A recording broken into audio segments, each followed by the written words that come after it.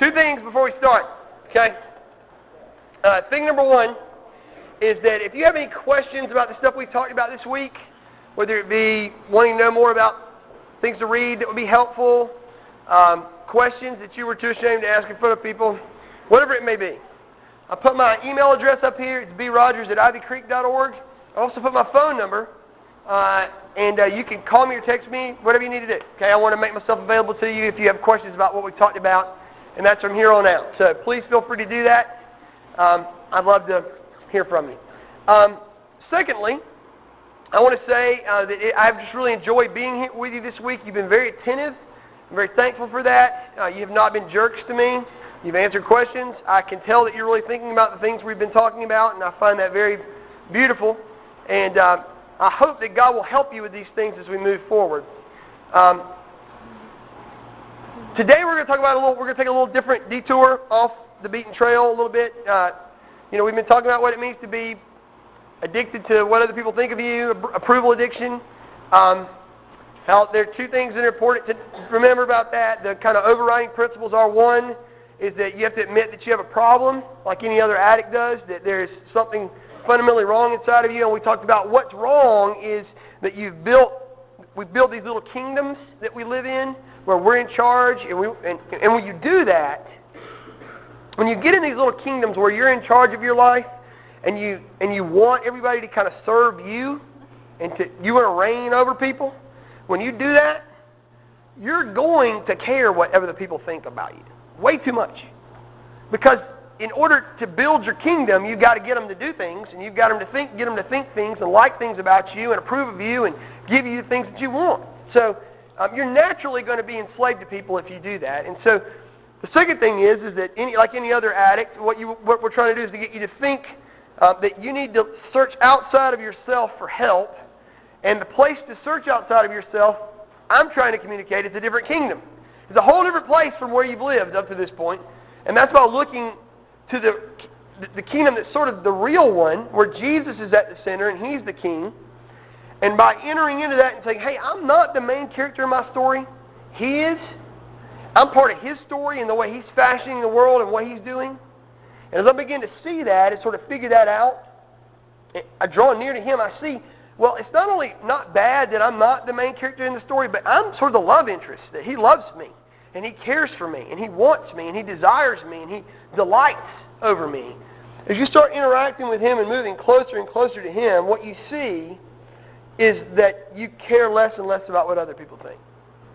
That He is sort of the key that unlocks everything that we've talked about this week. As you draw near to Jesus, as you connect with Jesus, that your addiction to what other people think and their approval of you will go away, will stop. Okay,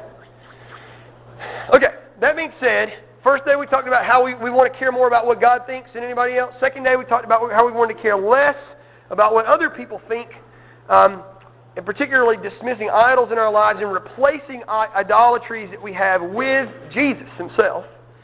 Yesterday, we talked about the importance of sort of having a good knowledge of our identity, of who we really are, that you wake up every morning with sort of this question of, am I going to believe what the world says about me or what God says about me? And in order to really make a wise decision in those choices that you're faced with all the time, you really need to understand what God says about you. So we talked about how God says that you're both beautiful and ugly and loved all at the same time. And as we kind of keep those balls in the air, we think less and less about what other people think. And today we're going to talk about something even a little different.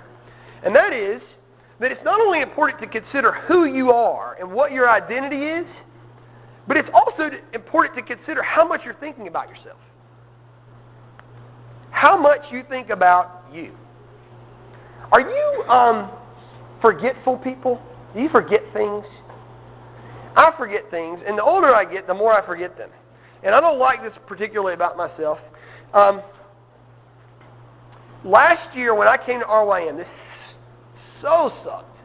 I was in Macon, Georgia at the time, and I drove to Columbus and then drove down to the beach. That's how I get here, okay? It's about a 5 or 6 hour drive to do that, okay? So I get in the car to come to RYM last year. I drive to the beach. I drive to Columbus, and I stop in Columbus to get something to eat. and I realized that I have left my wallet in Macon. Ugh, I'm the biggest idiot in the world. So I have to drive back to Macon and get my wallet, and then back to Columbus and back down, and it made the trip like 10 hours instead of 6. So stink. But it's all because I'm forgetful, because I'm an idiot, right? One time I was a teacher before I was a pastor, and one time I went to school. I'm opening up my heart closet to you here. I go to school, and I start teaching first period, and I realize that I did not put on underwear. Very weird. Very weird. And I have no idea why I put my underwear on every day, you know? I'm like 30-something years old, and every day I put my underwear on, and I just didn't put any underwear on that day. And I don't know why. I'm like, what is going on in my head? I was talking to some kids last year at RYM, and I was asking them about this, and this one kid said that one time he forgets his phone all the time.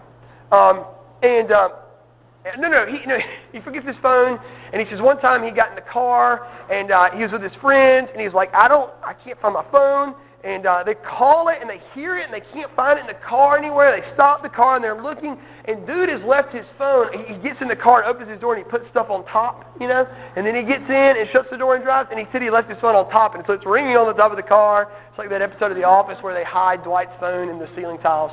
Pretty funny. And he says that he actually went on a date one time, this kid, the same kid, he said he went on a date one time, and he was really dressed up nicely, and he walks to the door to get the girl, and he realizes he didn't wear shoes. And he had taken his shoes off, for some reason, and put them on top of his car, and driven to the girl's house, and they had fallen off somewhere in the street, and they couldn't find it. It's kind of ridiculous, you know?